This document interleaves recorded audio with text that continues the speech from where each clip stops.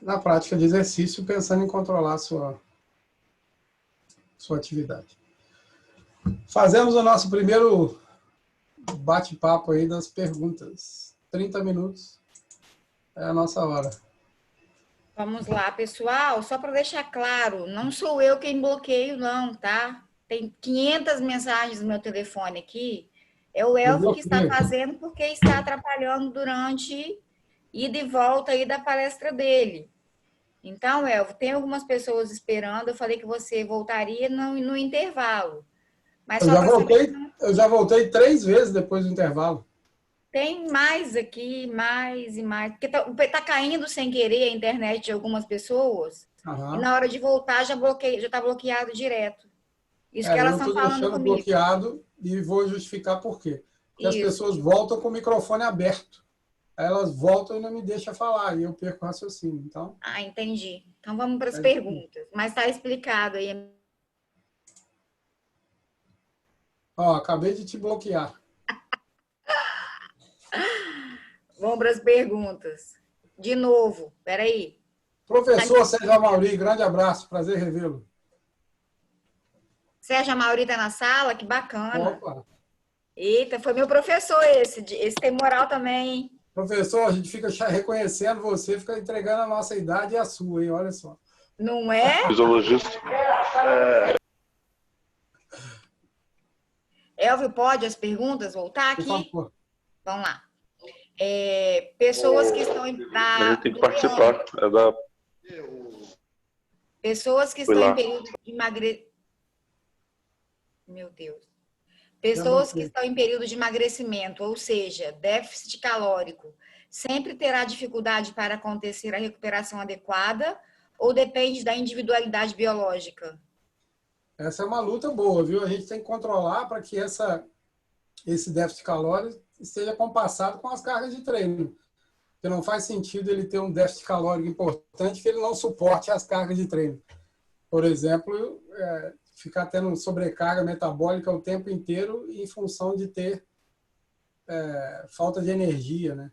Janelas de recuperação onde não consegue ter recintos de glicogênio muscular, ele vai ter dificuldade para suportar a carga de treino e, entre aspas, o treino vai perder o sentido, vai ser destreino, né? Precisa ficar atento. O ideal é que tenha um programa alimentar adequado, né? Tenha um programa alimentar que esse déficit calórico não comprometa a capacidade dele treinar. Espera aí que você me bloqueou de novo, vou voltar. Não, já liberei. Bom dia, da Paula. Para quem tem baixa produção de hormônio na tireoide, como funciona esse metabolismo? Então, normalmente quem tem essa baixa produção está sendo medicado, né? Provavelmente. Se ele não estiver sendo medicado, essa resposta do exercício pode auxiliar um pouco pela intensidade. Mas o ideal é que não fique na dependência só do exercício. Vai ter que ter a ajuda de um endocrinologista aí para controlar essa produção. Ok. Só um adendo aqui. A Kátia perguntou porque eu não fiz a pergunta dela, mas eu já fiz, Kátia, se eu não me engano, foi sobre vôlei. O El já respondeu essa pergunta. Fica atenta aí, tá bom? Pablo, agora. No seu curso ministrado em Portugal e disponibilizado no YouTube, você relata que podemos fazer esse monitoramento através de exames básicos de sangue, como as hemácias e leucócitos. Sim. Quais conteúdos disciplinares devemos nos apropriar para saber identificar o estresse provocado pelo exercício físico e assim poder fazer esse controle de carga? Bioquímica, né? Vai ter que estudar bioquímica. Para monitorar por biomarcadores, vai ter que estudar bioquímica. Que, de fato, o hemograma tem muito resultado. Se a gente estiver falando de imunidade, olhar para o leucograma, eu consigo enxergar bastante resposta frente às doses de exercício. Mas vai ter que estudar a bioquímica aí, não vai ter jeito não, vai ter que estudar essa parte bioquímica. Osnir, dou consultoria online e utilizo a escala de Borg como referência de intensidade nos meus clientes. Haveria um outro protocolo de avaliação melhor? Então, vamos lá. A escala de Borg, a percepção subjetiva de esforço, né? depende muito de consciência do indivíduo que está sendo treinado, né? Se esse indivíduo não tem consciência do que é a fadiga, ele tem uma tendência a subestimar a fadiga dele. Por exemplo, treinos que têm característica de força, treinos neurais, tem uma tendência a parecer para a pessoa que ela não está cansando. Os indivíduos comuns têm uma tendência a correlacionar a fadiga com hiperventilação. Se ele não estiver hiperventilando, ele vai sempre classificar na escala de percepção subjetiva níveis baixos. E pode ser uma fadiga central que está sendo induzida e esse indivíduo não vai conseguir catalogar para você em que nível ele está de fadiga. Eu não sou adepto de usar, eu não faço utilização de percepção subjetiva porque eu uso carga interna de biomarcadores o tempo inteiro, né? Então, o ideal é que você tente correlacionar algum outro monitoramento com a percepção subjetiva no sentido de educar essa pessoa para reconhecer as fadigas que estão sendo instaladas frente às cargas de treino para ela. E aí, na medida que ela for se educando, você consegue correlacionar, mas é muito subjetivo, né? E a distância, eu não sei, eu indico para você usar minimamente esses dispositivos aí que monitoram frequência cardíaca e variabilidade de frequência cardíaca. Tem muita coisa descrita de variabilidade de frequência cardíaca que tem um auxílio importante aí para monitorar treino. José Reis, o que fazer com alunos que estão vivendo uma depressão com essa pandemia? Qual forma de iniciar esses treinamentos? A primeira coisa de depressão, dependendo do nível dela, precisa de auxílio de um outro profissional, que é um psicólogo ou um psiquiatra, né? A pessoa que tem um traço de ansiedade aí exacerbado, caminhando para a depressão, precisa ser medicada. O exercício de maneira isolada não vai ser a resposta aí para resolver esse problema. A gente tem que trabalhar com auxílio de profissional que trabalha exclusivamente com a parte psicológica, e a parte psiquiátrica, enfim, né? Depende do nível disso. Mas se já é depressão, grande chance de ter que ser medicado, né? Não tem jeito. Flávia, essa é para mim. A gratidão é nossa, Flávia, em ter vocês conosco. Obrigada mesmo, tá? A todos vocês. Outra do José Reis. Qual a carga ideal de aulas online para crianças de 5 a 12 anos, relacionando ao futebol? Vixe, abriu uma janela grande aí, 5 a 12, né? Mas, Foi? assim, dos menorzinhos aí, a gente está pensando em coisas lúdicas, né? Não faz sentido querer dar treino online para criança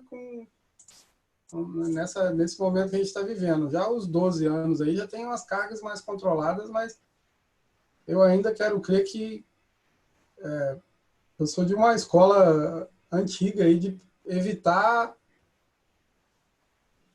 profissionalizar ou de maneira precoce antecipar esses meninos para virarem atletas, né?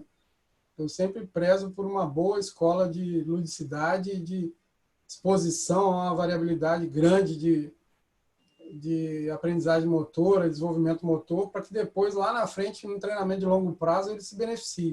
O que a gente tem visto é que as escolinhas tendem a antecipar esse treinamento aí para um atleta pequeno, né? A gente até brinca isso, não é um adulto pequeno, uma criança não é um adulto pequeno. O ideal é que fique aí nessa linha de ludicidade e de vivências. Eu tenho experiência em casa aqui, tenho uma filha de 4, quase 5, que o que ela mais quer é ter espaço para correr, para brincar, sem muito controle, né? Não quer uma coisa muito controlada, não faz muito sentido. Kátia, pode me informar o que podemos fazer quando o atleta, após a prática de corrida ou prática de uma partida de vôlei, fica com nódulos nas pernas e com dor? O que devemos fazer? Então, a primeira coisa é identificar a carga desse treino aí, o que está acontecendo, né? Tem alguma coisa aí que não está batendo. Então, enxergar essa periodização aí, tem uma sobrecarga instalada. E se tem nódulo, o próximo passo é de ter contratura e ou uma distensão ali, principalmente se for sóleo ali, gastrocnêmio, panturrilha ali, essa região próxima ali vai ter muito ponto gatilho, que já é uma sinalização do seu corpo que tem um descompasso aí, entre outras coisas, inclusive da sua nutrição. Tem muita coisa que pode ser fruto de baixa de eletrólitos, aí, um descompasso de sódio, cálcio, potássio, magnésio e as cargas de treino. Mas esses nódulos são sinalizadores importantes aí. Hoje em dia tem a turma que é muito adepta aí das liberações miofaciais, dos controles aí, que cuidam muito disso, né?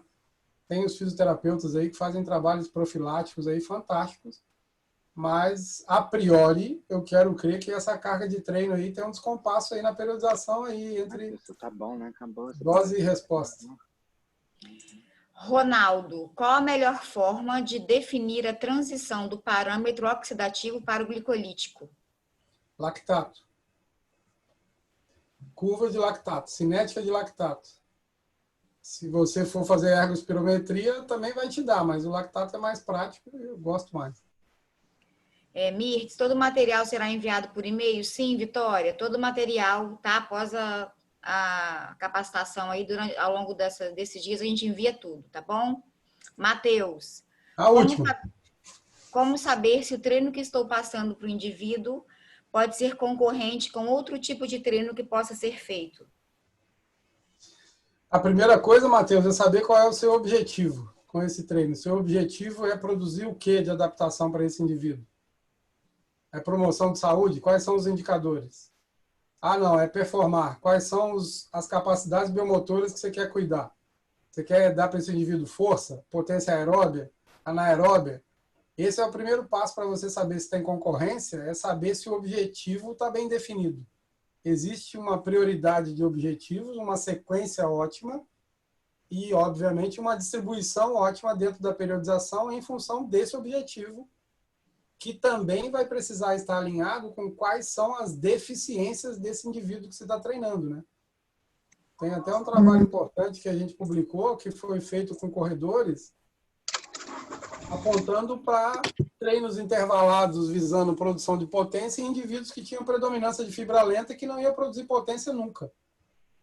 Então, a gente precisa identificar os fatores limitantes associados aos objetivos e aí sim determinar, porque senão a gente fica achando que tem concorrência, mas às vezes não existe a concorrência porque o indivíduo nem vai ser capaz de produzir alguma coisa que você está almejando. Né? Seguimos nós aqui na luta. Daqui a pouco a gente eu fala estou seguindo a ordem das perguntas desde o começo da capacitação. Tem um monte para baixo ainda, tá? E não está dando conta. Depois, Nick, você pede o pessoal para encaminhar as perguntas, se quiser por e-mail, a gente tenta responder. Tá agora ótimo. Não tem como, senão a gente não consegue falar mais nada, né? Tá bom. Eu gostaria, mas... No final você vai dar o seu e-mail, vai, El? Vou, meu e-mail. Tá ótimo. Conta bancária, telefone, YouTube, ação que a Chanel come. Vou deixar tudo escrito aqui para quem quiser fazer uma graça com o tio El. Então, tá valendo. Seguimos aqui, então. Aqui mais um exemplo para a gente de controle. Alguém perguntou aí do controle das cargas de treino, né? Qual é a melhor forma de fazer a transição de aeróbio para anaeróbio? Vou assustar vocês um pouquinho agora, mas não fiquem muito preocupados. Assim. Só a velocidade aqui no nosso eixo X aqui não está errada, tá? Eu não errei a vírgula, não. É 1.5, 1.8, 2.1, 2.4, 2.7 km por hora. É real isso. Esse limiar 1 aqui desse indivíduo está a 2.1 km por hora. Essa é a transição dele de via aeróbia. A transição dele para a via glicolítica limiar 2 aqui é 2.4 km por hora. É isso mesmo que vocês estão ouvindo, 2.4. A frequência cardíaca dele está parada porque esse indivíduo é beta bloqueado. É um indivíduo de reabilitação cardíaca em tratamento. E a glicemia dele aqui está controlada. Então, observem que, a partir de um teste de lactato sanguíneo, eu achei os limiares desse indivíduo 2.1 km por hora e 2.4 km por hora. Esse limiar é muito fácil de errar se eu considerar a carga absoluta. Se eu olhar somente para a carga absoluta, eu acho, e muitas das pessoas vão achar, que é nada. 2 km por hora é nada. Tem esteira que a gente nem consegue fazer o setup dela para isso. Mas aqui é a transição de via aeróbia desse indivíduo. E se eu vier para limiar 2 dele, eu estou aumentando a probabilidade de acidentes cardiovasculares. Em especial, nesse caso aqui, foi um teste que eu fiz junto com o cardiologista, medindo o sinal elétrico dele, um eletrocardiograma junto com coleta de marcadores sanguíneos. E a partir do limiar 2 dele, começou a sujar o sinal lá para o cardiologista. 2,4 km por hora, gente. Por isso eu estou falando para vocês desde o início, com muita propriedade, que não considerem a carga absoluta para a prescrição de treino. A maioria de nós aqui vamos ter dificuldade para fazer uma caminhada a 2 km por hora. É pezinho, pezinho. Mas a 2,4, esse indivíduo está aumentando em quase 60 vezes a probabilidade de ter um novo acidente cardiovascular que ele já teve. E se eu olhar para a frequência cardíaca, olha só, não acontece nada. Ó. Ele está a 75 batimentos e está a 76, porque ele está beta bloqueado. Ele tem medicamento segurando a frequência cardíaca dele. Então, se eu tiver como indicador de treino para esse indivíduo a frequência cardíaca, não vai funcionar. Esse é o risco de prescrição à distância sem uma boa intervenção no sentido de conhecer a pessoa e indicar para ela a necessidade de um lastro fisiológico, de uma revisão cardiológica para identificar quantas anda a atualidade dela no que diz respeito à parte cardiovascular.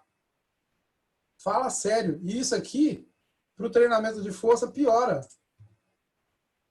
Para o treinamento de força, piora. Olha aí que legal. 5 séries de sentar e levantar. Olha o lactato subindo, ó. 5 repetições, ó. 1,8 com 7 repetições de sentar e levantar. Onde que é 1,8? Ó, é o limiar 1 dela. 1,8 milimol de lactato é o limiar dela, 1. 7 repetições acontece isso. 5 repetições está 1,4. Ó. Eu, como bom mineiro que sou, vou fazer séries com ela de 5 repetições. Não vou para a fronteira. Vou apagar esse trem aí, calma aí.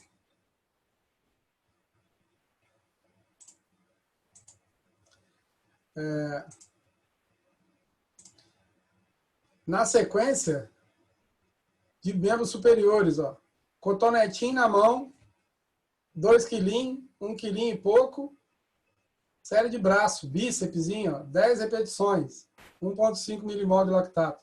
Segunda série de 10 repetições de novo, 1,7 milimol de lactato. Ó. Para onde foi? Para onde foi o lactato? Já está chegando no limiar de novo. Ó. 2 séries de 10 repetições com cotonetinho na mão lá, aqueles vermelhinhos, azulzinhos.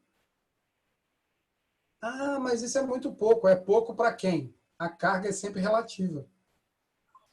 Óbvio que eu estou trazendo um exemplo extremo para vocês entenderem como é que funciona. Mas como é que você sabe se uma pessoa dessa está entrando pelo seu aplicativo ali ou está entrando pelo seu Insta para te pedir uma série? Fala sério que você vai pensar em fazer 5, sentar e levantar com a pessoa e achar que ela está indo para limiar 2. Séries de 7 repetições de sentar e levantar do sofá, ela vai para a via glicolítica, gente. Aumenta em quase 60 vezes a probabilidade de acidentes cardiovasculares. Isso não sou eu que estou falando, é a literatura. Eu só medi esse cara aqui. Aqui, um outro exemplo com relação a aumentar a resistência vascular periférica a partir de estímulos em isometria. Observem aqui, repouso, lactato, glicemia. 5 segundos de agachamento em 90 graus, isometria. Lactato subindo, glicemia subindo. 8 segundos, lactato subindo, glicemia ali caindo ou mantendo. 10 segundos, tome subindo lactato, tome glicemia. 12 segundos, olha o lactato onde já está, ó. Saiu de 1,2 para 6,8, ó, já saí.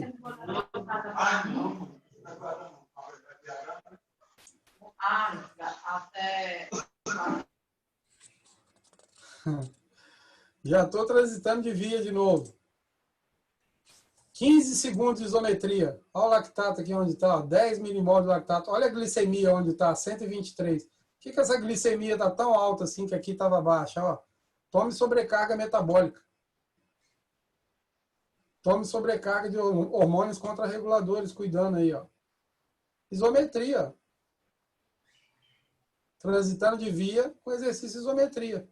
Não precisa se acusar agora. Mas fala para mim aí. Quem prescreve a isometriazinha que é fácil, assim, a isometria não agride nada. Faz um agachamentinho isométrico aí para começar a brincadeira, é legal pra caramba, suave. Aí, ó. Olha o resultado aí do suave. Ah, mas se o indivíduo for saudável, Elvio? Ah, e se a minha mãe fosse homem, eu tinha tido 2 pais. E como é que você vai saber se o cabo é saudável longe de você, miserável? Essa é a pergunta, é uma isometriazinha. Ó. Sair de 5 segundos para 15 segundos de isometria. Ó. Teoricamente, a carga absoluta é nada. Olha a transição de via aí, ó. Olha a mobilização do metabolismo acontecendo. Por que isso? A gente sabe, descrito pela literatura. Aumento de resistência vascular periférica, aumento de pressão arterial, aumento de catecolaminas, resposta adrenal, resposta de hormônios hiperglicemiantes e hormônios contrarreguladores. Se esse indivíduo aqui for diabético, eu estou fazendo mal para ele com uma isometriazinha. Se ele for diabético e hipertenso, eu estou fazendo muito mal para ele com uma isometriazinha. E tem isso, não? Tem diabético e hipertenso aí pedindo exercício, não? É o que mais tem. É uma isometriazinha de 15 segundos, galera. É nada. Ah, eu estou fazendo terrorismo. Não estou, não. Estou mostrando para vocês os dados aí reais. Para ilustrar mais a nossa conversa e entender como a carga é relativa, como o controle da carga precisa passar pelo indivíduo. Em azulzinho aqui, ó, teve alguém que me perguntou, acho que foi o Pablo aí, se não me falha a memória, que ele já fez 2 perguntas. Controle de velocidade, aí, controle com acelerômetro. Aqui é um teste com acelerômetro, com plataforma de força. Protocolo de saltos, ó. Lesão tecidual. 726%. O teste dura 1 minuto. Protocolo de Bosco. Protocolo de saltos. Aí aqui, ó, um treininho de michariazinha, treininho de velocista. 150, 200, 300 metros. Ó, lesão tecidual de 85 para... Eu não consigo nem ver que a minha tela aqui está suja de coisa. Para 1.389. Olha a diferença. E o tempo? Igual, ó, 58 segundos. Aqui é 1 minuto.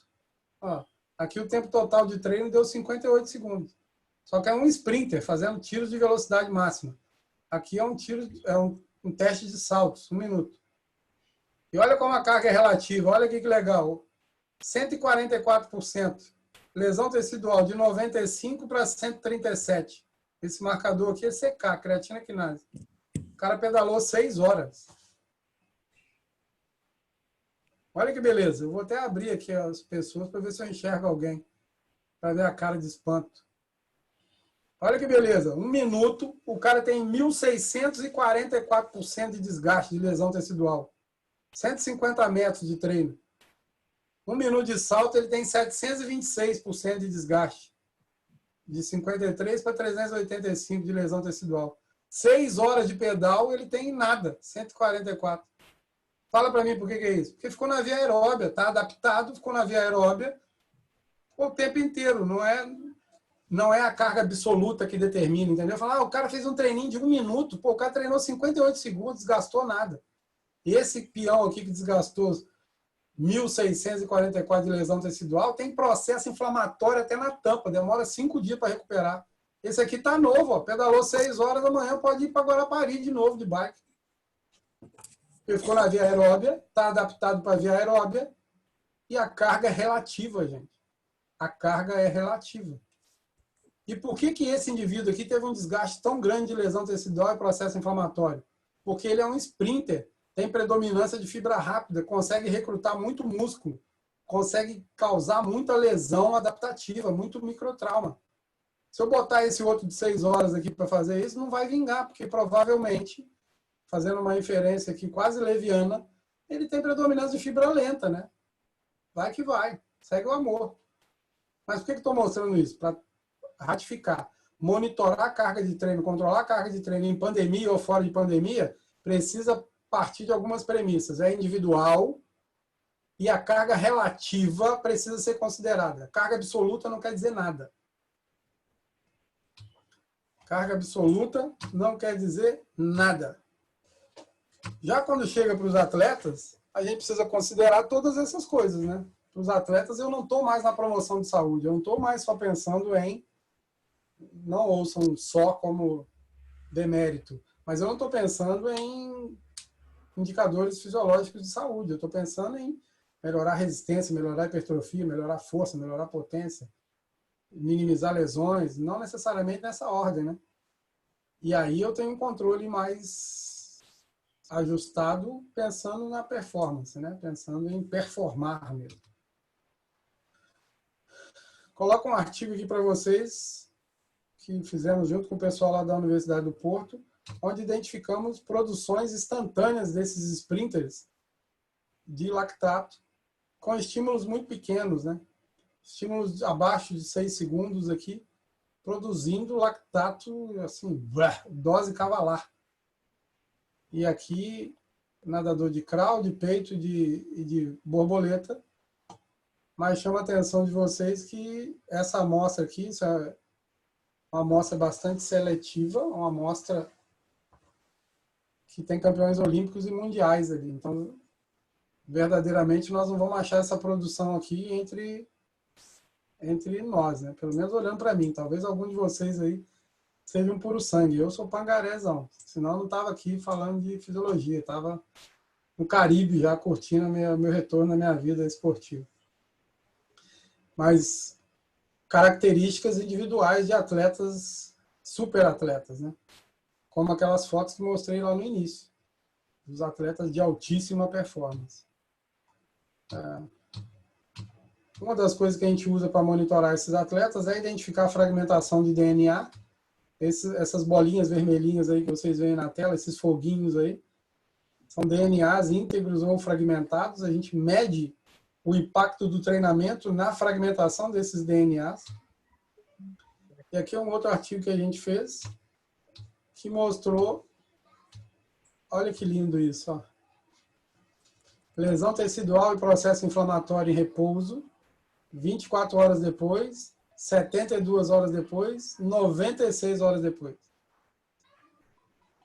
As distâncias do treino aqui, ó, 10 metros, 20 metros, 30 metros, 40 metros, 50 metros. Ó. Estímulos de 1 segundo, ó, 2 segundos, 3 segundos. Estragou tanto assim, ó. Sai de 80 de secar para 1.400 de secar quase. E aqui o lactato produzido, ó. Um dos indicadores de potência, né? Ó, 18 milimol, 21 milimol, 22 milimol. Ó. E aqui a fragmentação do DNA que eu mostro para vocês na fotinha daqui a pouco. Ó. Então essa é a curva de monitoramento. Ó. Inflamação, aumentou, 24, 72, 96. A mesma coisa de lesão tecidual. E aqui o DNA. Pré, uma fotinha aqui de exemplo, e o pós, ó. Todo estragado. Quanto mais fragmentado, mais impacto do treinamento. Diminui a cabeça do cometinha e aumenta a cauda do cometa, né? Que fica meio um cometinha mesmo, uma cauda. Esse é o impacto de um treinamento de um velocista que a gente monitora dessa forma. Mas eu estou falando de velocistas que atingem 40 e tantos quilômetros por hora, né? Não é brincadeira, 43 km por hora. Estamos quase aí na nossa parada para fazer mais um oi aí com o pessoal. Falar de algumas perguntas, mas entre os exercícios adaptados e os normais, eu fiz até questão de colocar duas fotos muito parecidas. Para mim não tem diferença, entende? Quando eu tenho que monitorar treino, eu não vou botar a culpa na pandemia. Quem não está monitorando treino na pandemia é porque, na verdade, nunca monitorou, não controla a carga de treino nunca. porque tem que controlar sempre, não tem alternativa. O exercício adaptado, na verdade, é sob nossa orientação. Então, não é, agora está difícil. Não, agora eu tenho que ter um olhar mais clínico, eu tenho que monitorar mais. Mas eu nunca pude não monitorar, pensando em controlar as cargas de treino, pensando em ter as melhores adaptações. Tá? E essa foto aqui, esse slide aqui para nós, é o que norteia todo o meu trabalho. E espero que norteie da maioria de nós aí. Ou pelo menos a partir de agora que norteiem isso. Eu preciso entender, para o corpo que eu estou prescrevendo exercício, qual é a magnitude, a intensidade do estímulo. Se esse estímulo é débil, ele não vai gerar adaptação nenhuma. Se ele é médio, ele vai excitar, mas não vai gerar adaptação. Se ele é forte, gera adaptação. Se ele é muito forte, causa dano. Até aí, nenhum problema. Qual é a crise? Que o mesmo estímulo pode ser qualquer um desses, dependendo do momento que você dá. O mesmo estímulo que é débil, se eu tenho recuperações incompletas, ele pode ser muito forte. Se eu considero somente a carga absoluta. Não considero a carga relativa. Não considero o preço fisiológico que essa pessoa está sofrendo por se permitir participar de uma atividade. Então, por exemplo, um estímulo de corrida que apenas excita, vamos lá para a Mirtz, para maltratar a Mirtz. 5 km para ela, a pace 6, é o que ela faz há 40 anos. Esse mesmo 5 km a pace 6 pode virar muito ruim, pode sair de ser médio e ser muito forte, se ela fizer isso, por exemplo, depois de 2 noites mal dormidas. Porque ele vai causar dano não pelo estímulo de forma absoluta, pelo corpo dela que não está tendo reparo nesses últimos dias, e esse impacto vai ser aonde? Primeiro impacto que ela vai sentir é na imunidade. Primeira coisa, infecção do trato respiratório superior. Nariz, garganta e ouvido. Aliás, com a Miss eu fico até tranquilo para falar disso, que nós já brincamos disso algumas vezes. Ela me perguntou, o que vai acontecer se eu fizer isso? Eu falei, isso. E aí no outro dia ela, credo, você tem uma boca. Porque estava escrito, vai acontecer. E agora, trazendo para o mundo da pandemia, para o mundo do confinamento, o sabotador na curva de recuperação vai acontecer no sono, na alimentação. Não é a carga de treino isolada. Eu preciso considerar tudo isso para definir a carga de treino. A magnitude da intensidade do estímulo, eu preciso identificar estímulo, depressão, recovery, supercompensação. Se essa janela de recuperação não está acontecendo, na língua de vocês aí mais novos, deu ruim. Deu ruim. Se deu ruim, você já sabe o resultado final. E aqui eu estou falando de cuidar de princípios científicos do treinamento, né? Vou fazer a nossa penúltima pausa para perguntas, porque a gente vai até meio-dia um pouquinho, né? Falta um golinho aqui só. Vamos fazer uma breve pausa para perguntas aí. Vai, dona Mirtz. Vamos lá. Estava tirando o áudio aqui.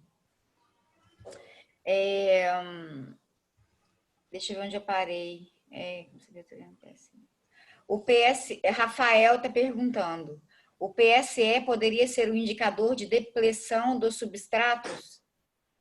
Se esse indivíduo que você está trabalhando tiver consciência corporal e maturidade esportiva para identificar via percepção subjetiva de esforço, sim.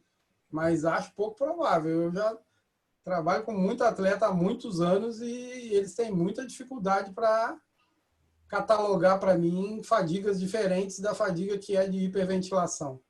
A maior parte vai ficar nessa fadiga aí de se não for periférica, de hiperventilar, não vai falar nada, vai achar que está tudo bem e é crise. A Lilian, temos lido como a falta de vitamina D pode gerar depressão e é muito importante para a saúde. Indica exercício no sol da manhã entre 8 e 10 horas mesmo que cause certo incômodo ao aluno, como aumento da transpiração e efeito do cansaço? Então, o ideal é se ter cuidado, né? Existem algumas contraindicações para exposição ao sol, né? Algumas doenças autoimunes não podem ter exposição ao sol.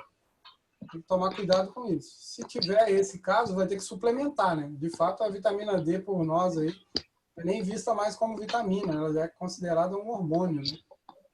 E ela tem impacto bastante importante como um todo para a saúde. Treinamento, se puder ser no sol, lindo, mas eu vou ser malvado aqui, hein?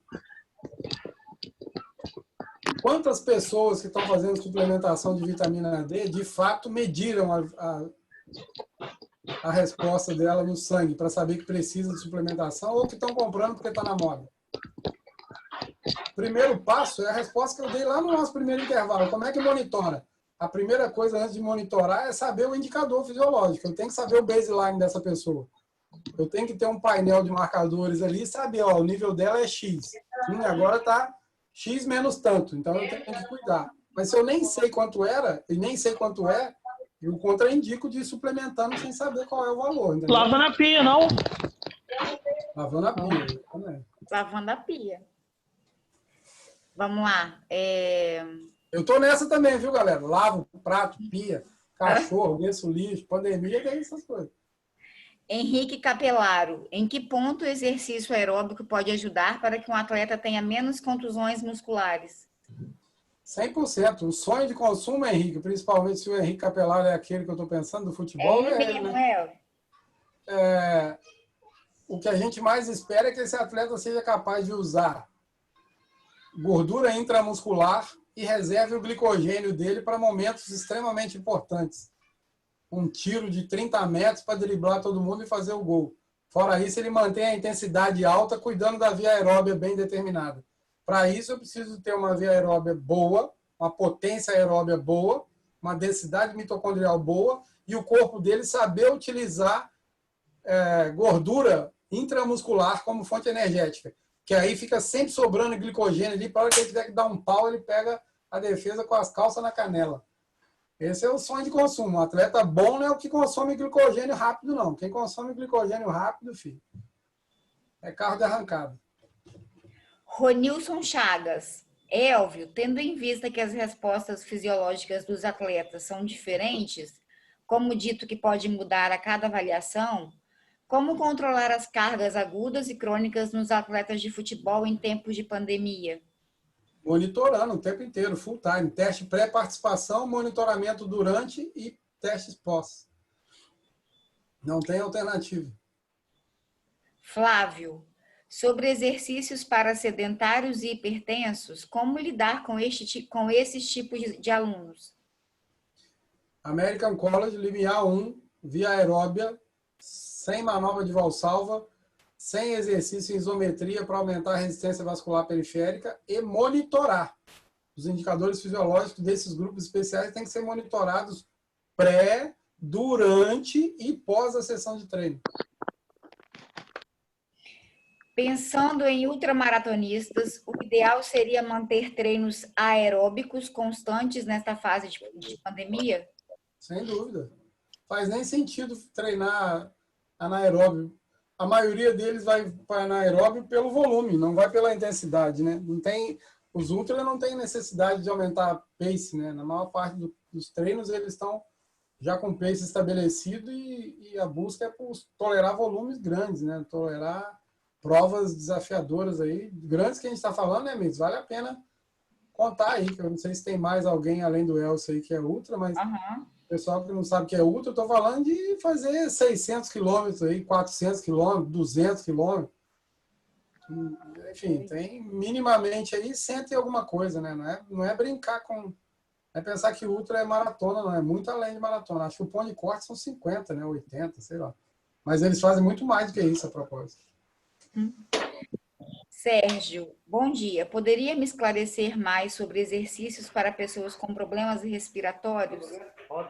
Você quer a carteira de habilitação? Aqui, ó. Se liga, joga no meu e-mail.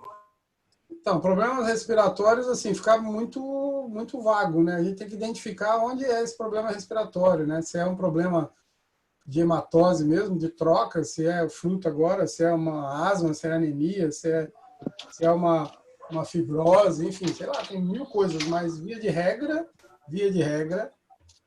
a possibilidade de melhorar a capacidade de troca durante o exercício é evitar uma sobrecarga com acidose induzida. Então, é evitar transitar de via, é melhorar a potência aeróbia. Se tiver que fazer um treino para melhorar o limiar, é dar um tapinha ali para a via glicolítica e voltar, empurrando essa via aeróbia dele cada vez mais. Se é um grupo especial, tem outros indicadores para cuidar, né? Aí vai ficar na via aeróbia 100% do tempo com muito cuidado. Bom dia, professor. Treino pela manhã é ideal? Não. Treino pela manhã é ideal devido ao aumento do cortisol? Bom, depende, né? Como é que modula esse ciclo circadiano? Vou te dar um exemplo. Eu tenho vários clientes ou pacientes que trabalham de turno, né? Então, o ciclo circadiano dele está invertido, né? O cortisol tem uma linha justa com o ciclo circadiano, assim como o GH, ou seja, o estado de vigília, né? De alerta e de sono, né? De relaxamento e de sono, de predominância simpática ou parasimpática, tem uma relação com essa coisa, mas tem pessoas que têm isso invertido, né? Então, vai depender muito da individualidade. E qual é o objetivo desse treino, né? Preciso entender qual é o objetivo desse treino e a quantas anda esse cortisol, né? Eu tenho monitorado muito e tenho identificado uma linha mais segura de controle de treino por uma relação com IGF-1 do que com cortisol. O cortisol é muito sensível a gatilhos mentais, né? Então, eu tenho pensado muito e tenho atuado muito. E, assim, essa semana até tive o prazer aqui de ouvir isso também da boca do Dr. Tanuri, que é o médico do Flamengo. Nós tivemos uma reunião e ele está muito nessa linha também. Fiquei muito feliz de ouvir que estou virando Pokémon. Estou ficando esperto. Após esta quarentena, quais as medidas a serem tomadas para quem engordou e se manteve sedentário durante estes meses? Como Então, iniciar o processo de volta à atividade física? eu sugiro que nem espere a pandemia passar, porque cada novo dia engorda mais e fica mais sedentário, né? Eu sugiro que já faça uma reprogramação desde já. O primeiro passo é a segurança. Então, é procurar um cardiologista e verificar a quantas anda a sua saúde cardiovascular. A partir daí, buscar um bom profissional de educação física e ter as suas doses de treinos que você merece. Cuidar da sua saúde. Mas não espere a pandemia passar, comece já. Eu aluguei uma bike de spinning, estou fazendo spinning com a minha filha, com o som dela na varanda, põe luzes e vamos embora. A última, amigos, para a gente seguir. Deixa eu só responder uma para mim aqui, alguém falando que fez a inscrição, que mandou o e-mail, mas não recebeu. Deixa eu só explicar que muita gente, mas muita gente mesmo, escreveu o e-mail errado na hora de fazer a inscrição e voltou muito, gente. A gente tentou acertar alguns, mas alguns, de fato, a gente não conseguiu adivinhar qual era o e-mail da pessoa. Então, a gente pede que na próxima inscrição, e a gente vai falar disso no final da capacitação, que vocês prestem muita atenção nisso. Tinha telefone errado, tinha e-mail errado, e assim, a gente não é adivinho, né? Por certas coisas a gente não consegue acertar, não tem jeito. Então, tem gente que deu telefone de casa, enfim, e a gente não conseguiu entrar em contato. Então, muita atenção na hora de fazer a próxima inscrição, tá bom? A última pergunta. Bom dia, Elvio. Como proceder em casos de treinamento para idosos diabéticos durante essa pandemia? Opa, já falei disso aí hoje, né? Deixa eu fazer outra então, pode? Por favor, eu estou sem conexão. O treinamento de alongamento e flexibilidade, seguindo os protocolos de como devem, em série e tempo, e ao ser analisado que ele seja estático, FNP ou dinâmico. Ele seria o exercício que pode ser prescrito a praticamente todos os indivíduos da sociedade? Vale observar que estão há quase 120 dias sem exercício. Provavelmente, os níveis de flexibilidade e força diminuíram consideravelmente. Sem dúvida, mas para fazer uma facilitação neuromuscular proprioceptiva aí, vai demandar um certo nível de resistência de força desse indivíduo ali. Então, pode ser que já dê crise até para fazer a facilitação, entendeu? E, honestamente, eu nunca apoio exercício que serve para todo mundo. Eu não acho que existe isso. Então, tenha cuidado. Não considero isso aí uma tranquilidade. Ah, não posso fazer facilitação, posso fazer o que eu quiser e... Enfim, não vai. Vou deixar todo mundo mudo aí de novo. E vamos seguir aqui mais um pouquinho, que a gente vai para os nossos finalmente aqui, né, tia? Nós vamos passar um pouquinho do horário, porque acabamos começando às 8h30, né? A previsão era de acabar meio-dia, mas começamos às 8h35, então vamos passar um pouquinho. Mas tudo bem, seguimos no amor aqui. Elvio, no final faz as considerações finais que o secretário está pedindo, mas aí você faz no final, né? Ah, sim. Então tá. Eu acho que ele achou que fosse acabar agora. Não, ainda falta uma rapinha aqui. Vou bloquear de novo aqui. Bom, definir as zonas de treinamento é fundamental. Falei aqui de objetivos, né? Tem muita gente que está querendo objetivo de força e está treinando outra coisa. Então, fiquem atentos a isso. Treinar força é força, treinar resistência é resistência, treinar potência é potência, cada coisa no seu cada qual. Estamos falando o tempo inteiro aqui da respiração, vamos entender um pouquinho aí do que é isso, né? Muito rapidamente, para a gente encerrar nosso bate-papo de hoje.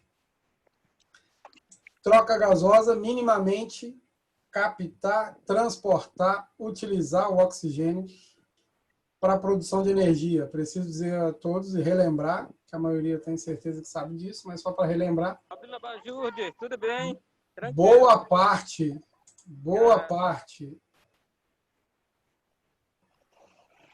das reações dependem do oxigênio. Então, para a produção de energia, né? Então, a gente vai depender de oxigênio o tempo inteiro, né? Não é novidade para ninguém. Temos um centro de controle disso, então eu tenho implicações do sistema nervoso com o sistema cardiorrespiratório. Eu não consigo dissociar o sistema nervoso do sistema cardiorrespiratório. Então, controlar essas adaptações vão passar também por uma boa qualidade da parte central. Se eu tenho algum tipo de mecanismo de fadiga central induzida, eu vou ter dificuldade para o controle cardiorrespiratório. Vou ter dificuldade da integração desses sensores, principalmente por isso que está aqui na nossa tela. Observem. Exercícios dinâmicos, quando comparados com o repouso e o pH desse indivíduo, ou seja, o nível de acidose induzida pelo exercício. Repouso tende a estar próximo de 7, e na medida em que eu aumento a intensidade, eu provoco até nesse all-out aqui, ó, que é um exercício intervalado, né, de alta intensidade. Quanto mais baixo, mais ácido, eu produzo um pH muito ácido. Isso é uma citação de um artigo, que vou colocar lá para vocês também. Mas observem que quando eu aumento a quantidade do exercício, mas que ele é submáximo, ou seja, ele está entre 60% e 90% aqui do consumo de oxigênio, ou seja, eu estou ali dentro da via aeróbia, caminhando para uma transição, eu tenho um pH mantido, que é muito clássico, eu mostrei para vocês, inclusive, isso na lesão tecidual pós-treino.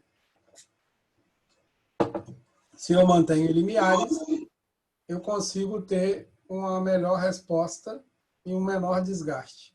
Então, esse pH induzido, coloco aqui para chamar a atenção de vocês das promessas de treinos curtos, mais intensos, que vão demandar mais gasto energético e emagrecer mais a pessoa. Essa é a venda, né? Só que essa venda aumenta a acidose induzida. A acidose aumenta a necessidade de remoção dos metabólitos. A necessidade de remoção dos metabólitos vai demandar muita adequação de recuperação, hidratação e dose ótima de treino, porque senão vai diminuir a remoção desses metabólitos. Então você promove um treino que é rápido e intenso para essa pessoa ter mais tempo, emagrecer mais rápido, aumenta a acidose e pelo descompasso que ela tem do momento atual, ela diminui a capacidade dela de cuidar da acidose. Isso gera uma disfunção mitocondrial, gera uma incapacidade da mitocôndria trabalhar bem e ele vai acabar perdendo potência aeróbica, ele vai acabar perdendo, entre aspas, condicionamento. E mais, né? Vai aumentar a produção de radicais livres. Vai aumentar a possibilidade de perder os níveis de força. Lembra do gráfico que mostrei? Existe um ponto ótimo da produção de força em função do estresse oxidativo. Na medida que isso aumenta, o nível de força só cai. E aí essa periodização fica comprometida. Mesmo que você se localize dentro da pirâmide de prescrição, fuja da zona de força e venha para as zonas de hipertrofia, de resistência de força, essa pessoa vai ter um efeito acumulativo de desgaste. Lembrem-se que o fiel da balança que está sabotando é gatilho mental e recuperação que está ruim. Trago para vocês aqui algumas possibilidades para você não ter que fazer testes máximos, né? Usar treinamentos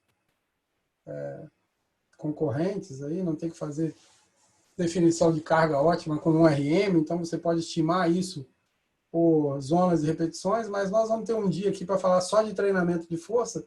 Na verdade, isso aqui é só um spoiler para vocês começarem a pensar. Por fim, aí os circuitados, né, que tem...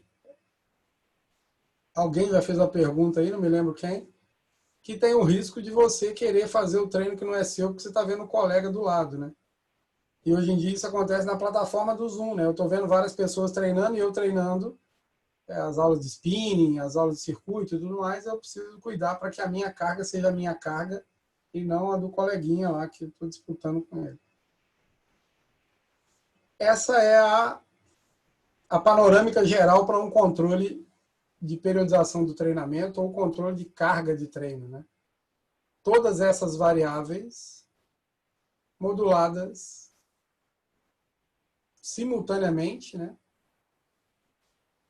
Para que a gente controle a carga de treino. Então, eu tenho nutrição, eu tenho a própria carga do treinamento, nas mais diversas capacidades biomotoras, intensidades, metabolismos, vias energéticas, tipo de performance, feedback desse aluno, de atleta, enfim, não importa, o treino que é ótimo, a carga interna, a carga externa, a recuperação, como eu quantifico, como eu monitoro, como eu regulo, e essa engrenagem fica o tempo inteiro girando para eu definir as cargas de treino. Poderia ter um outro quadradinho aqui, né? Pandemia, né? Que é um complicador. Essas adaptações aí, eu sempre sugiro que você identifique de forma aguda, para não correr o risco de passar um longo período e depois identificar que estava indo para o caminho errado. Quanto antes você puder controlar essas cargas de treino, melhor. Tenho falado aí o tempo inteiro da acidose induzida, né? Acidose induzida, principalmente a acidose respiratória, né? A gente está falando muito do uso de máscaras. Então, é uma queda do pH sanguíneo mesmo, para fora de um padrão normal. E isso induzindo, inclusive, a apoptose, necrose, né? Programação e morte celular. A gente consegue identificar, para quem tiver recurso, né, sinais eletromiográficos dos níveis de força. Quem tenha suporte aí de fisioterapia e de controles de fisiologia para medir sinal eletromiográfico, você vai ver que, na medida em que tem uma predominância de metabólitos acumulados durante muito tempo, uma tendência de, inclusive, o sinal eletromiográfico ficar menor e você ter perda dos padrões de força.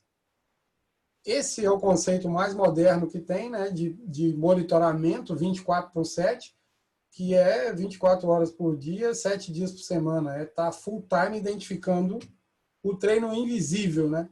Que eu comecei a falar lá no início, que é o período que o indivíduo não está com você treinando, mas que ele está de alguma maneira, fazendo alguma atividade diretamente com o corpo ou com a mente, que pode concorrer com a adaptação do treino que você deu para ele. Então, se ele está dormindo, se ele não está dormindo, se ele está bebendo, se ele está acompanhando a bolsa de valores, se ele está dando prova, se ele está corrigindo prova, se ele... Enfim, tudo que tem na vida dele, a gente deve considerar para ter um monitoramento mais assertivo e enxergar essas demandas do treino invisível. Às vezes a pessoa treina com você de manhã e de noite e o resto do dia ela nem come direito. Às vezes ela treina com você de manhã, faz fisioterapia de tarde e dá aula à noite, durante o dia ela trabalha, enfim. A rotina dela sabota a adaptação do treino. Porque lembra da curva de adaptação? Eu tenho estímulo, eu vou ter queda de alguma capacidade biomotora ou de algumas. A minha recuperação vai fazer eu supercompensar isso. Se nesse momento aqui eu tiver alguma coisa comprometendo, é o que a gente chama de treinamento invisível. Por isso, o conceito de 24.7. A maior parte desse 24.7 é feita por por dispositivos móveis, né, os wearables aí, que monitora full time ali variabilidade de frequência cardíaca, a própria frequência cardíaca. Alguns têm até instrumentados já para medir pressão arterial, para medir... Enfim, a tecnologia está avançando cada vez mais para esse indivíduo ser monitorado full time, 24 horas por dia. Para quem não tem essa possibilidade e tem alunos, eu sugiro que você tenha momentos de conexão com esse aluno, mesmo online, para ter indicadores de momentos diferentes do dia para você enxergar potenciais sabotadores ao treinamento que você está prescrevendo. Principalmente para quem está prescrevendo treino para atletas que estão fora do treinamento e que estão tentando manter uma rotina para retomar o treinamento. Estabeleça momentos de contato para você ter possibilidade de sabatinar mesmo esse cara, conversar com ele e tentar identificar potenciais sabotadores do treinamento, que são os treinamentos invisíveis, né?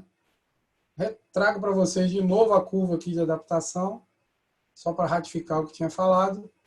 Termina aqui o nosso recado do dia, deixa aqui os meus contatos todos, e-mail, telefone, Instagram, site. Abrimos aí para o último contato de perguntas e considerações finais. Já aqui me antecipo agradecendo muitíssimo a presença de todos vocês. Espero que vocês tenham gostado dessa manhã aí.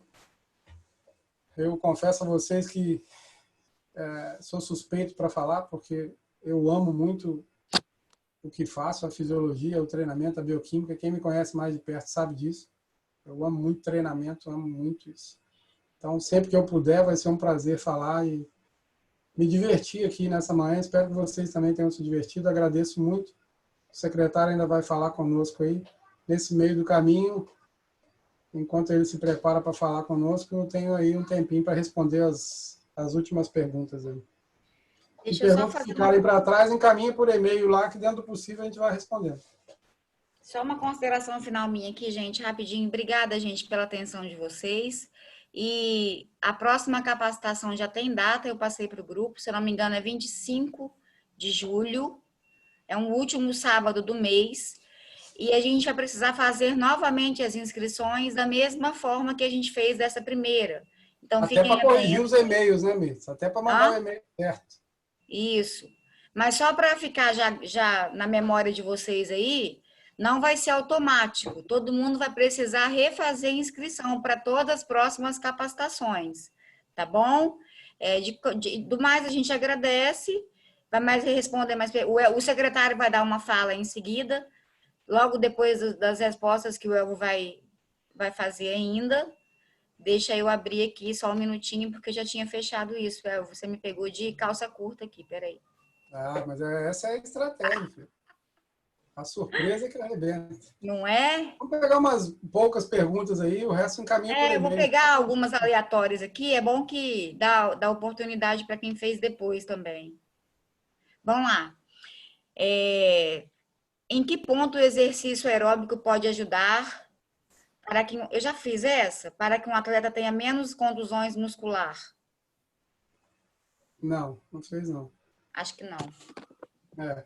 O exercício aeróbio, na verdade, se estiver dentro de uma via que vai diminuir o estresse oxidativo produzido, vai proteger esse indivíduo. Mas para o jogador de futebol, eu preciso dizer que ele vai precisar treinar o anaeróbio, né? Porque a via predominante dele é aeróbia, mas a via determinante dele é anaeróbia. Ele vai precisar de momentos de via glicolítica para fazer a ação efetiva de gol, de defesa, de transição de ataque e defesa. Então, uma coisa é proteger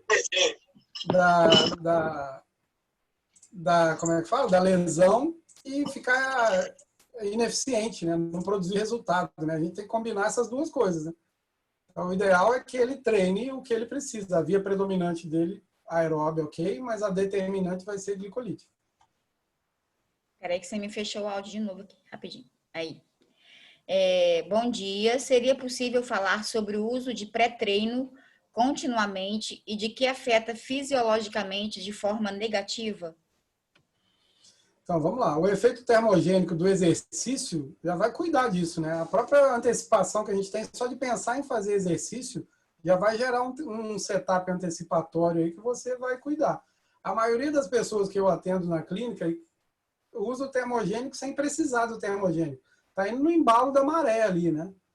E o efeito negativo disso é de você gerar uma resposta adrenal, uma resposta de predominância simpática, sem necessidade. Você já vai ter o exercício para cuidar disso, vai gerar um setup de modulação endógeno melhor e você vai criar, entre outras coisas, um mecanismo de fuga da sua ideia de que o exercício funciona porque o termogênico, barará, parará.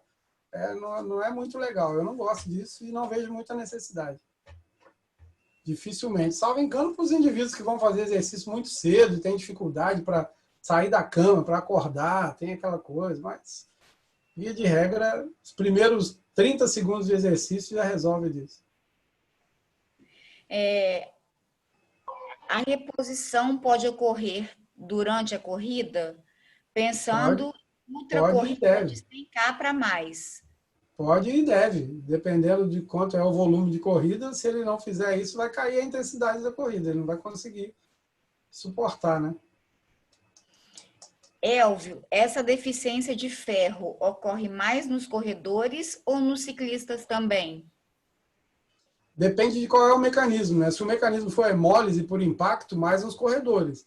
Agora, se o mecanismo for estresse oxidativo ou suor, pode acontecer também nos ciclistas. A hemólise por impacto, normalmente, ela é mais dos corredores, principalmente dos de longa distância. E aí a gente pode extrapolar esse raciocínio, assim. Longa distância, sobrepeso, mecânica de corrida ruim, calçado inadequado, a recaptação do ferro comprometida, essa combinação de fatores aí pode favorecer para uma anemia induzida pelo exercício. A reposição do ferro... A última, para o secretário falar que ele está com fome. Tá bom. O churrasco dele lá nas montanhas. A reposição do ferro pode ocorrer durante a corrida, pensando em ultracorrida acima de 100K, para mais, evitando anemia ou prevenindo anemia. Não. Essa aí não vai ser aguda, não. Isso aí é para depois. É para depois. Durante então, não vai fechou, resolver, né? não. Fechamos as perguntas. Ô, Miss, você podia fazer umas fotinhas da galera aí, quem puder abrir as imagens aí, a gente faz uns screenshots aí, vai passando a tela. Passando as telas aqui. Tem 14 telas. Gente, pra gente tirar umas fotos. Deixa eu fazer uma última, Elvio. Quem é? Elcio. Elcio tem prioridade porque ele é ultramaratonista, gente. O cabra é brabo. Tô tirando, tá, gente? Para adiantar aqui. Abre as telinhas aí, fazendo favor. Elvio. Da galera. Lá, Pode preparar que eu já vou disparando aqui, hein? Como é que faz para abrir a tela? É só desbloquear aqui? É só, peraí, gente, rapidinho. É só colocar a câmera. Ligar a câmera. Só clicar na câmera aí. Já vou, hein? 1, 2, 3 e já. Vou passando. Passa uma. São 18 telas. Vão lá com paciência que vai dar certo. Elvio. Segura aí, só um minuto, Elcio. Rapaz, o Bruno é a cara do Elcio, olha lá. Aê, todo mundo abrindo, vai ficar massa. Massa. Parabéns. Bora, tio Elvis. Valeu, Ô, Elvio, eu não galera. aguento ver sua cara a semana toda. Então, quem está falando? Natália. Ah, Natália, temos prova essa semana. Gente, Tá paciência lascado. aí que são 18 telas, tá? Vai acabar. Tem gente pedindo para entrar aí só para sair na foto, ó, papagaio de pirata. Que legal, cara. Camilão, de óculos, olha lá, intelectual. Tamo junto, não tô enxergando nada também. É a idade, meu. Professor Sérgio Maurício. Disponibiliza esse material para a gente depois, Heron. Sim, certeza.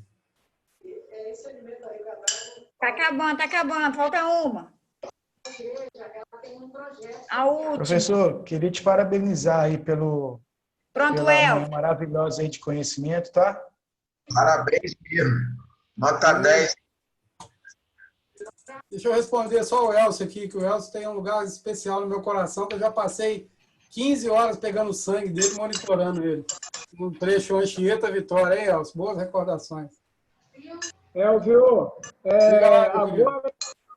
agora, se for numa distância superior a 400 quilômetros de corrida, eu consigo fazer essa reposição de ferro? Sim, sim. Vamos conversar sobre isso aí em off. Te ajudo nisso aí com o maior prazer. Parabéns, professor Elvis. Obrigado. Um abraço ao Muito professor legal. Sérgio Só Maurício. que a última... Parabéns, professor. Deus abençoe. Ótima aula. Amém. Parabéns, Obrigado. professor. Que manhã maravilhosa de conhecimento, tá? De parabéns. Até... Obrigado. Eu tô Parabéns aí, professor. liberado aí, Elvis?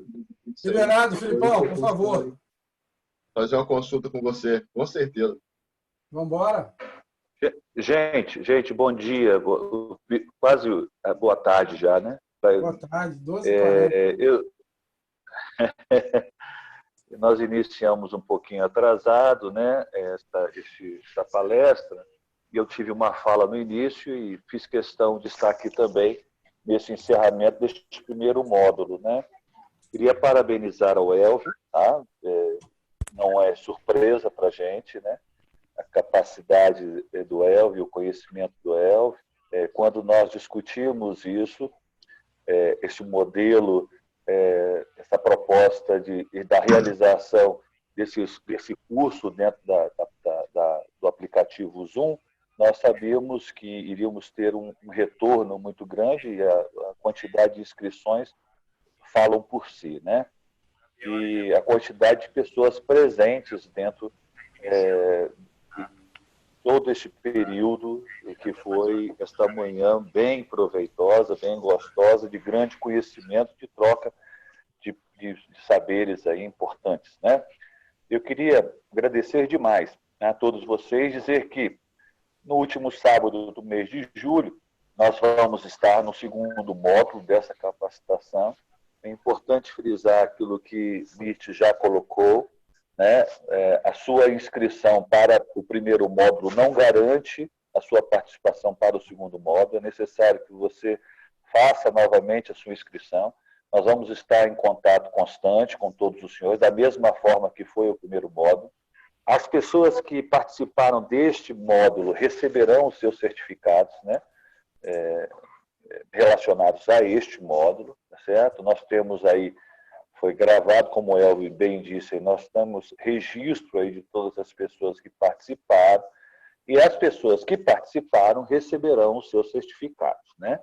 Então, assim, nós queremos novamente agradecer a todos vocês, quero agradecer a Mirtz também pelo tempo que ficou aí, agradecer também aos nossos professores da nossa equipe da Secretaria de Esporte de Vila Velha, que estiveram presentes aí também, né? E agradecer a todos os senhores, é que nós estamos muito felizes, né? Satisfeitos em ter pensado neste projeto, né? Nós temos muitos projetos dentro da Secretaria de Esporte e nós estamos nos reinventando neste novo tempo, né? Achando protocolos e novos projetos para que o segmento esportivo seja de alguma forma atendido, né? Nós estamos continuando neste desafio de atender o segmento esportivo de Vila Velha. Especificamente nesta proposta, como eu disse no início, nós temos gente de Vila Velha, gente de fora de Vila Velha, gente de fora do estado, gente de fora do Brasil assistindo ficaram conosco durante toda esta manhã aí, certo?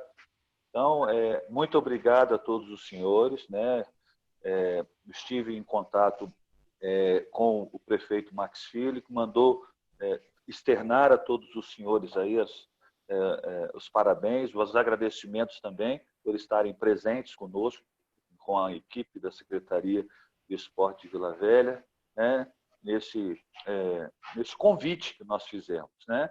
E o convite permanece. Vamos estar juntos no segundo módulo aí, tá? Junto com o Elvio aí, para que certamente será, como foi este, de grande valia e de muitas trocas de experiências agradáveis e importantes, tá bom? Parabéns a todos os professores, estagiários que estiveram presentes conosco. Nosso muito obrigado. Em especial ao Elvio, que esteve durante todo esse tempo compartilhando o seu conhecimento. Um grande abraço a todos, viu? Viva o esporte! Viva! Isso aí! Valeu, pessoal! Valeu, pessoal. Bom final de semana. Viva! Fiquem com Deus. Valeu, pessoal. Obrigada, Valeu, tchau. gente. Obrigado. Professor. Bom final de semana. Valeu, obrigado. Valeu, galera. Final de semana. Fiquem com Deus. Obrigada. É nóis. Natália, se prepara para a prova, hein? Tá lascado. Bom final de semana a todos. Bom final de semana, a todos. Deixa o bebê agora. Vambora. Valeu, Manu. Valeu, Joel. Um abraço. Faz depois do convite que eu vou. Muito Até mais. Partiu com o meu churrasquinho agora. Tamo junto. Bom final de semana. Bom final de semana. Bom final de semana, Partiu gente. tomar uma pinguinha com Bom limão final de agora. semana, Até amigo. o próximo. Obrigada. Próximo. Até o próximo. Valeu, valeu, valeu. Até o próximo. Até a próxima. Valeu, galerinha. Bora tomar pinguinha. Até a próxima. Agora, você tá doendo. Valeu. Bora, gente. Bora tomar pinguinha com o Torresmin, bora. Aí, Aí sim.